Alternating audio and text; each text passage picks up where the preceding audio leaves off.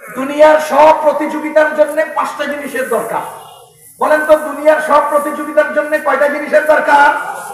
1 আয়োজক, 2 বিচারক, 3 প্রতিযোগী, 4 প্রতিযোগিতার বিষয়বস্তু, 5 যিনি বিজয়ী হবেন তার জন্য পুরস্কার। কয়টা জিনিস?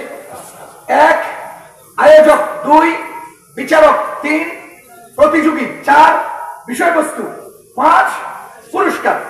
এবার দেখেন আল্লাহ বলেন ওয়াআল্লামা আদামাল আসমাআ কুল্লাহা সুম্মা আরাদাহুম আলাল মালায়েকা فقال أنبئوني بأسماء هؤلاء إن كنتم صادقين قالوا سبحانك لا علم لنا إلا ما علمتنا إنك أنت العليم الحكيم।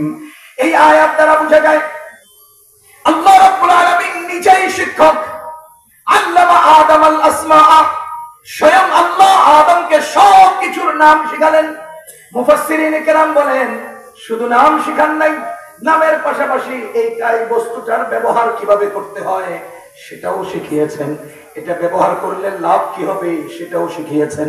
সুতরাং নাম, ব্যবহার বিধি, উপকারিতা এই সব কিছু শিক্ষা দেওয়ার পরে আল্লাহ তাআলা হযরতে আদম আলাইহিস সালাতু ওয়াস সালামকে ফেরেশতাদের সামনে পেশ করলেন।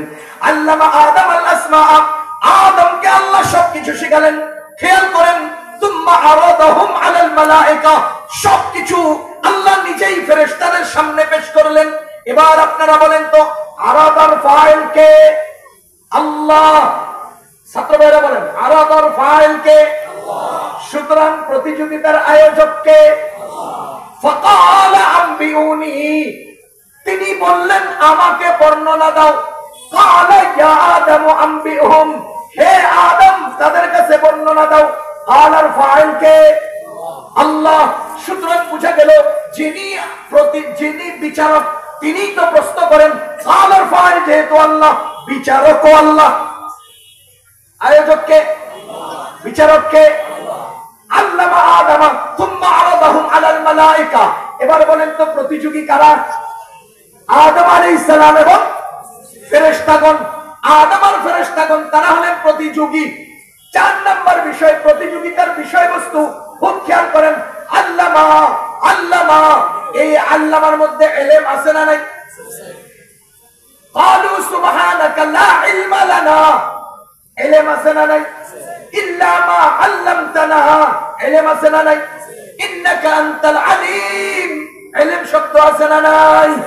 আল্লামার ইলম, লা ইলমা লানার ইলম, ইল্লা মা আল্লামতানার ইলম, আলিমুল হাকীমের ইলম। এই শব্দগুলো দ্বারা বোঝা যায় সেই দিন আদম আর ফেরেশতাদের মাঝে প্রতিযোগিতার বিষয়বস্তু ছিল ইলম। বলেন প্রতিযোগিতার বিষয়বস্তু ছিল কি? 4 নম্বর। 5 নম্বর বিষয় হলো বিজয়ীর জন্য পুরস্কার। আপনারা বলেন তো সেই দিনের প্রতিযোগিতায় বিজয়ী হয়েছিলেন কে? আদম আলাইহিস সালাম। পুরস্কার কি দিলেন? পুরস্কার কি দিলেন? আল্লাহ তাআলা বলেন ও ফেরেশতাগণ তোমরা তো হেরে গেছো, আদম তো জিতে গেছে। উসজুদু লি আদম, আদমকে সিজদা করো।